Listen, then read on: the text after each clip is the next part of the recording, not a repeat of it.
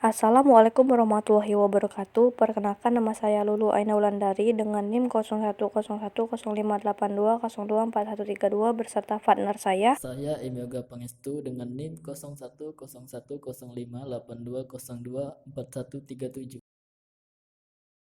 Di sini, kami akan menerapkan upah di pasar tenaga kerja. Tujuannya ialah untuk menerangkan beberapa aspek penting yang berhubungan dengan upah dalam pengertian teori ekonomi, yaitu pembayaran yang diperoleh berbagai bentuk jasa yang disediakan dan diberikan oleh tenaga kerja kepada para pengusaha. Upah uang dan upah real. Pembayaran kepada tenaga kerja dapat dibedakan kepada dua pengertian, ialah gaji dan upah. Dalam pengertian sehari-hari, gaji diartikan sebagai pembayaran kepada pekerja-pekerja tetap dan tenaga kerja profesional, seperti pegawai pemerintah, dosen, guru, manajer, dan akuntan. Pembayaran tersebut biasanya sebulan sekali, sedangkan upah dimaksudkan sebagai pembayaran kepada pekerja-pekerja kasar yang pekerjaannya selalu berpindah-pindah, seperti misalnya pekerjaan pertanian, tukang kayu, tukang batu, dan buruh kasar.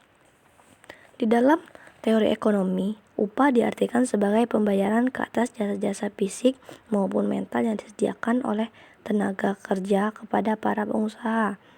Dengan demikian, dalam teori ekonomi tidak dibedakan di antara pembayaran kepada pegawai tetap dengan pembayaran ke atas jasa-jasa pekerja kasar dan tidak tetap.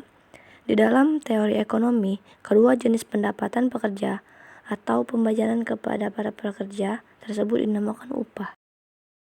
Perbedaan upah uang dan upah real. Ahli ekonomi membuat perbedaan di antara dua pengertian upah, ialah upah uang dan upah real. Upah uang adalah jumlah uang yang diterima para pekerja dari para pengusaha sebagai pembayaran ke atas tenaga mental atau fisik para pekerja yang digunakan dalam proses produksi. Sedangkan upah real adalah tingkat upah pekerja yang diukur dari sudut kemampuan upah tersebut membeli barang-barang dan jasa-jasa yang diperlukan untuk memenuhi kebutuhan para pekerja. Contohnya misalkan dalam tahun 2000, seorang pekerja di industri tekstil menerima pendapatan sebanyak 200.000 sebulan. Pada tahun 2005, pekerja itu masih melakukan pekerjaan yang sama dan mendapat 600.000 sebulan. Di antara tahun 2000 sampai 2005, dimisalkan harga telah menjadi 3 kali lipat.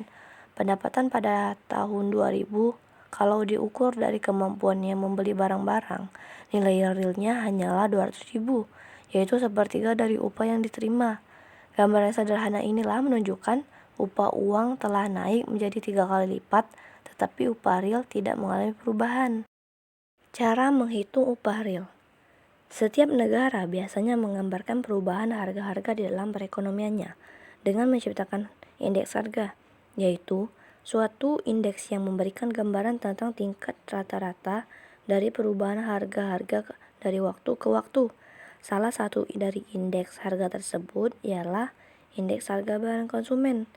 Indeks harga ini dapat digunakan untuk menaksir upah real para pekerja dari tahun ke tahun.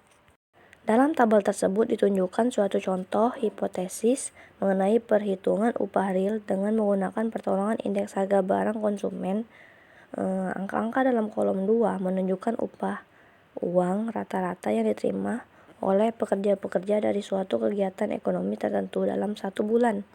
Indeks harga barang konsumen ditunjukkan dalam kolom 3 berdasarkan kepada nilai upah uang dan dalam kolom 2 dan indeks harga barang konsumen dalam kolom 3. Dalam kolom 4 dihitung dan ditunjukkan upah real dari berbagai tahun yang dinyatakan dalam kolom 1. Dari angka tabel tersebut dapat diambil kesimpulannya bahwa walaupun di antara tahun 1995 sampai 2005 upah uang telah menjadi 6 kali lipat atau dari 100.000 menjadi 150.000. Kenaikan upah real hanya mencapai 1,5 kali lipat atau dari 100.000 menjadi 150.000. Perbedaan yang sangat besar tersebut adalah disebabkan oleh kenaikan harga-harga sebesar 4 kali lipat dalam tempo 1995 sampai 2005. Produktivitas dan upah real. Upah real sangat tergantung kepada produktivitas, dapat diterangkan dengan menggunakan teori permintaan ke atas faktor produksi, yaitu yang ditunjukkan di tabel berikut. Kurva MRP 0 sama dengan D0 dan MRP1 sama dengan D1 menunjukkan hasil penjualan marginal. Keadaan di mana kurva MRP1 berada di atas MRP0 berarti pada setiap tingkat penggunaan tenaga kerja, hasil penjualan marginal yang digambarkan oleh MRP1 adalah lebih tinggi daripada penjualan marginal yang digambarkan MRP0. Apabila dimisalkan harga barang di kedua keadaan itu adalah sama, kedudukan MRP1 yang lebih tinggi dari MRP0 mencerminkan perbedaan dalam produktivitas. Kurva MRP1 mencerminkan kegiatan memproduksi yang kurva hasil penjualan marginalnya lebih tinggi dari MRP0. Berarti produktivitas yang digambarkan MRP1 lebih tinggi dari MRP0. Selanjutnya dimisalkan jumlah penawaran tenaga kerja di pasar adalah ditunjukkan dari kurva S yang memotong MRP0 di titik E0 dan memotong MRP1 di titik E1. Dengan demikian, apabila permintaan tenaga kerja adalah MRP0 sama dengan D0, upah tenaga kerja adalah W0. Sedangkan apabila permintaan tenaga kerja adalah MRP1 sama dengan D1, maka tingkat upah W1. Maka keadaan pada tabel berikut menunjukkan bahwa apabila produktivitas semakin tinggi, upah real juga akan semakin tinggi. Sumber-sumber kenaikan produktivitas. Produktivitas dapat didefinisikan sebagai produksi yang diciptakan oleh seorang pekerja pada suatu waktu tertentu. Kenaikan produktivitas disebabkan oleh beberapa faktor yang terpenting ialah 1. Kemajuan teknologi memproduksi. Yang kedua, pertambahan kepandaian dan keterampilan tenaga kerja. Yang ketiga, perbaikan dalam organisasi perusahaan dan masyarakat. Penentuan upah di berbagai bentuk pasar tenaga kerja. Seperti juga dengan pasar barang, pasar tenaga kerja dapat dibedakan dalam beberapa jenis. Bentuk-bentuk pasar tenaga kerja yang terpenting adalah 1. Pasar tenaga kerja yang bersifat persaingan sempurna. 2. Pasar tenaga kerja monopsoni. 3. Pasar tenaga kerja monopoli di pihak pekerja. 4. Pasar monopoli di kedua belah pihak, yaitu pengusaha dan pekerja atau monopoli bilateral. Persaingan sempurna dalam pasar tenaga kerja. Pasar persaingan sempurna dalam pasaran tenaga kerja berarti di dalam pasar terdapat banyak perusahaan yang memerlukan tenaga kerja, dan tenaga kerja yang ada dalam pasar tidak menyatukan diri di dalam serikat-serikat buruh yang akan bertindak sebagai wakil mereka. Kurva permintaan ke atas tenaga kerja seperti juga kurva permintaan ke atas sesuatu barang bersifat menurun dari kiri atas ke kanan bawah. Berarti permintaan ke atas tenaga kerja bersifat semakin tinggi atau rendah upah tenaga kerja, semakin sedikit atau banyak permintaan ke atas tenaga kerja. Sebabnya, permintaan tenaga kerja mempunyai sifat yang seperti ini telah diterangkan dalam bab yang lalu. Kurva penawaran tenaga kerja seperti juga kurva penawaran barang bersifat menarik dari kiri ke bawah ke kanan atas. Sifat penawaran yang seperti ini berarti semakin tinggi upah, semakin banyak tenaga kerja yang bersedia menawarkan tenaganya. Berdasarkan kepada sifat permintaan dan penawaran tenaga kerja, seperti yang diterangkan di kurva, dalam gambar, kurva MRP sama dengan D adalah kurva permintaan tenaga kerja, dan kurva SS adalah penawaran tenaga kerja. Dengan demikian, keseimbangan dicapai di titik E, yang berarti jumlah tenaga kerja yang digunakan adalah L, dan tingkat upah adalah W. Di dalam gambar ditunjukkan permintaan dan penawaran tenaga kerja di sesuatu perusahaan. Oleh karena sifat pasar adalah persaingan sempurna, firma tidak dapat mempengaruhi tingkat upah. Ini berarti firma harus membayar upah sebesar W kepada para pekerja yang digunakannya, dan pada tingkat upah ini, ia dapat memperoleh semua tenaga kerja yang diperlakukannya. Maka kurva W adalah kurva penawaran tenaga kerja kepada perusahaan itu. Kurva D sama dengan MRV menggambarkan permintaan tenaga kerja oleh perusahaan tersebut. Maka keseimbangan dicapai di titik E. Dan dengan demikian, jumlah tenaga kerja yang digunakan oleh perusahaan tersebut adalah sebanyak I. Pasar tenaga kerja monopsoni. Monopsoni berarti hanya terdapat satu pembeli di pasar, sedangkan penjual jumlahnya banyak. Berarti pasar tenaga kerja seperti ini bersifat monopoli di pihak perusahaan. Dengan demikian, pasar tenaga kerja yang bersifat monopsoni seperti telah dinyatakan sebelum ini. Berarti di dalam pasar hanya terdapat satu perusahaan yang akan menggunakan tenaga kerja yang ditawarkan. Pasar tenaga kerja yang seperti ini terwujud apabila di suatu tempat atau daerah tertentu terdapat sesuatu firma yang sangat besar, dan ia satu-satunya perusahaan modern di tempat tersebut. Untuk menerangkan penentuan upah di pasar monopsoni, digunakan dua pendekatan, yaitu satu, menerangkannya dengan menggunakan gambaran secara angka, dua, menerangkannya secara grafik. Penentuan upah dengan contoh angka.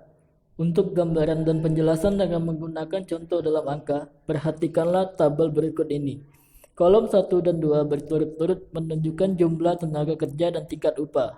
Dapat dilihat bahwa makin besar jumlah tenaga kerja, makin tinggi tingkat upah yang dibayar kepada setiap pekerja. Sebagai contoh, apabila 2 tenaga kerja digunakan, upah setiap pekerja adalah Rp4.000. Dan apabila 3 tenaga kerja digunakan, upah setiap pekerja adalah Rp5.000. Oleh karena itu, upah tenaga kerja bertambah tinggi apabila lebih banyak tenaga digunakan. Biaya total tenaga kerja bertambah lebih cepat dari tingkat upah. Keadaan ini dapat dilihat dalam kolom 3 dan kolom 4. Kolom 3 menunjukkan biaya total tenaga kerja. Angka dalam kolom tersebut diperoleh dari mengalihkan jumlah tenaga kerja dan tingkat upah. Pada waktu 2 tenaga kerja digunakan, biaya total tenaga kerja adalah Rp8.000. Dan pada waktu 3 tenaga kerja digunakan, biaya tersebut telah meningkat menjadi Rp15.000. Ini berarti seperti ditunjukkan juga dalam kolom 4. Biaya marginal tenaga kerja atau tambahan biaya tenaga kerja apabila satu unit tenaga kerja baru digunakan adalah Rp7.000. Nilai ini adalah lebih tinggi dari tingkat upah pada waktu 3 tenaga kerja digunakan. Angka-angka dalam kolom 2 dan 4 dengan jelas menunjukkan bahwa biaya marginal tenaga kerja selalu lebih besar dari tingkat upah. Penentuan upah dengan analisis grafik. Berdasarkan kepada angka-angka dalam tabel tadi, secara grafik ditunjukkan penentuan keseimbangan penggunaan tenaga kerja dalam pasar tenaga kerja monopsoni. Kurva SS sama dengan W adalah kurva penawaran tenaga kerja dan tingkat upah, yaitu di satu pihak ia menggambarkan besarnya upah pada berbagai tingkat penggunaan tenaga kerja, dan di lain pihak ia menggambarkan jumlah penawaran tenaga kerja pada berbagai tingkat upah. Kurva SS sama dengan W dibuat berdasarkan kepada angka-angka dalam kolom 1 dan kolom 2. Kurva MCL adalah kurva biaya marginal tenaga kerja. Ia akan selalu terletak di atas kurva SS sama dengan W, dan semakin lama semakin menjauhi kurva tersebut. Sifat kurva MCL yang seperti itu berarti biaya marginal tenaga kerja selalu lebih besar dari tingkat upah, dan perbedaan di antara upah dengan biaya marginal tenaga kerja semakin lama semakin besar. Kedua-dua sifat MCL ini dapat dilihat dengan jelas dengan membandingkan angka-angka dalam kolom 2 dan 4 dalam tabel. Dalam grafik ditunjukkan pula kurva DD sama dengan MRP yang menerapkan kurva permintaan tenaga kerja dan hasil penjualan produksi marginal. Kurva itu digambarkan berdasarkan angka-angka dalam kolom 5. Dalam pasar tenaga kerja yang bersifat persaingan sempurna, seperti telah dijelaskan, keseimbangan akan tercapai pada keadaan di mana SS dan DD berpotongan. Maka dalam persaingan sempurna tingkat upah mencapai Rp9.000 dan jumlah tenaga kerja yang digunakan adalah 7. Dalam pasar tenaga kerja yang bersifat monopsoni, syarat untuk mencapai keseimbangan adalah MCL sama dengan MRP. Keadaan tersebut tercapai pada waktu MCL dan MRP masing-masing adalah senilai 11.000. Dengan demikian, keseimbangan dicapai apabila 5 tenaga kerja digunakan dan pada tingkat penggunaan tenaga kerja ini upah adalah 7.000. Monopoli dari pihak tenaga kerja. Dengan tujuan agar mereka dapat memperoleh upah dan fasilitas bukan keuangan yang lebih baik, tenaga kerja dapat menyatukan diri di dalam serikat buruh atau persatuan pekerja. Serikat buruh adalah organisasi yang didirikan dengan tujuan agar para pekerja dapat sebagai suatu kesatuan membicarakan atau menuntut syarat-syarat kerja tertentu dengan para pengusaha. Setelah bermufakat dengan anggota-anggotanya, pimpinan persatuan pekerja akan menuntut upah dan syarat-syarat kerja lain kepada para pengusaha. Tindakan seperti itu menyebabkan tenaga kerja mempunyai kekuasaan monopoli ke atas tenaga yang ditawarkannya. Penentuan upah dalam pasar tenaga kerja yang bersifat monopoli pihak pekerja dibedakan kepada 3 keadaan, yaitu 1. Menuntut upah yang lebih tinggi dari yang dicapai pada keseimbangan permintaan dan penawaran. 2. Membatasi penawaran tenaga kerja. Dan 3. Menjalankan usaha-usaha yang bertujuan menaikkan permintaan tenaga kerja. Menuntut upah yang lebih tinggi. Kalau organisasi serikat buruh dapat meliputi dan mewakili sebagian besar tenaga kerja di dalam suatu industri, kemampuannya untuk menentukan tingkat upah adalah sangat besar. Apabila tuntutan serikat buruh tersebut tidak dapat dipenuhi para pengusaha, serikat buruh tersebut dapat membuat ancaman, misalnya mogok bekerja, yang akan menimbulkan implikasi yang sangat buruk kepada perusahaan tersebut. Perusahaan tidak akan mampu mencari pekerja lain karena sebagian besar tenaga kerja di pasar merupakan anggota serikat buruh tersebut dan akan memberikan sokongan ke atas tuntutan yang telah dibuat oleh pemimpin-pemimpin mereka. Perusahaan-perusahaan tidak mempunyai pilihan lain. Mereka terpaksa memenuhi keinginan yang dinyatakan oleh serikat buruh. Penentuan tingkat upah di mana serikat buruh mempunyai kekuasaan yang besar di dalam memperoleh segala tuntutan yang diinginkannya diterangkan dalam kurva berikut ini.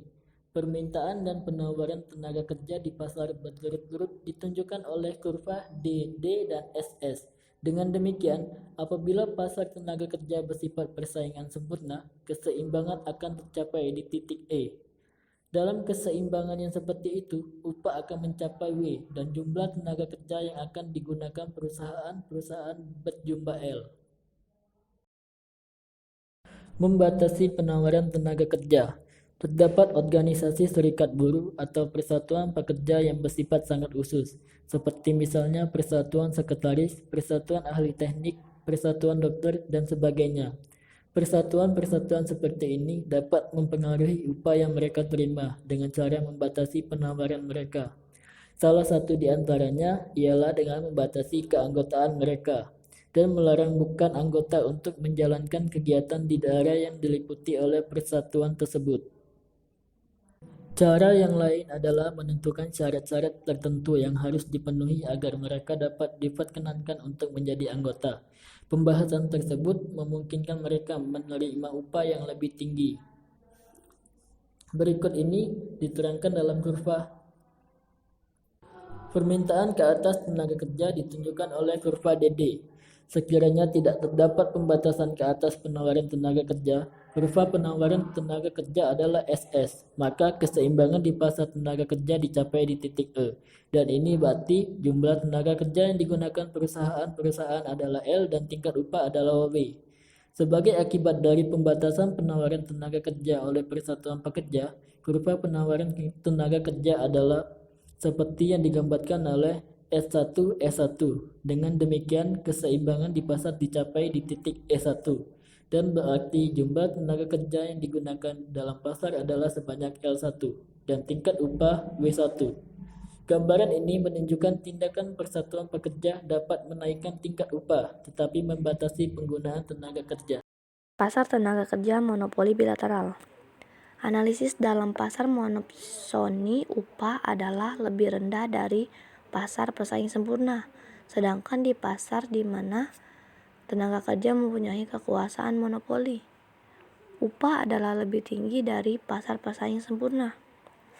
Dengan demikian, upah mencapai tingkat yang berbeda sekali di dalam dua pasar tersebut.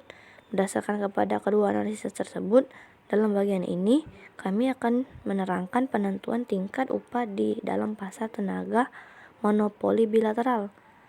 Monopoli bilateral yaitu di dalam pasar tenaga kerja di mana tenaga kerja bersatu dalam satu serikat buruh, dan di dalam pasar tenaga kerja di mana hanya terdapat satu perusahaan saja yang menggunakan tenaga kerja. Dengan menggunakan kurva berikut, dapat ditunjukkan penentuan upah di dalam pasar tenaga kerja monopoli bilateral. Berturut-turut, kurva DD dan SS menunjukkan permintaan dan penawaran tenaga kerja. Maka dalam pasar tenaga kerja yang bersifat bersaing sempurna, upah akan menjadi W, dan jumlah tenaga kerja yang digunakan adalah L.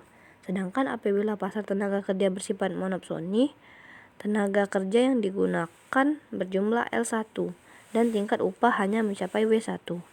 Keadaan ini akan menimbulkan ketidakpuasan kepada persatuan pekerja, karena pada tingkat penggunaan tenaga kerja sebanyak L, pekerja menginginkan memperoleh upah sebanyak W2. Dengan demikian, di dalam pasar tenaga kerja monopoli bilateral terdapat perbedaan yang nyata di antara upah yang dituntut serikat buruh dengan upah yang ditawarkan perusahaan. Faktor-faktor yang menimbulkan perbedaan upah. Yang pertama ialah perbedaan corak permintaan dan penawaran dalam berbagai jenis pekerjaan. Yang kedua, perbedaan dalam jenis-jenis pekerjaan. Yang ketiga, perbedaan kemampuan, keahlian, dan pendidikan. Yang keempat, terdapatnya pertimbangan bukan keuangan dalam memilih pekerjaan. Yang kelima, ketidaksempurnaan dalam mobilitas tenaga kerja. Baiklah, itu saja yang dapat kami sampaikan tentang materi penentuan upah pasar tenaga kerja yang kami rangkum sendiri. Apabila ada kesalahan kata, kami mohon maaf. Kepada Allah kami mohon ampun. Wassalamualaikum warahmatullahi wabarakatuh.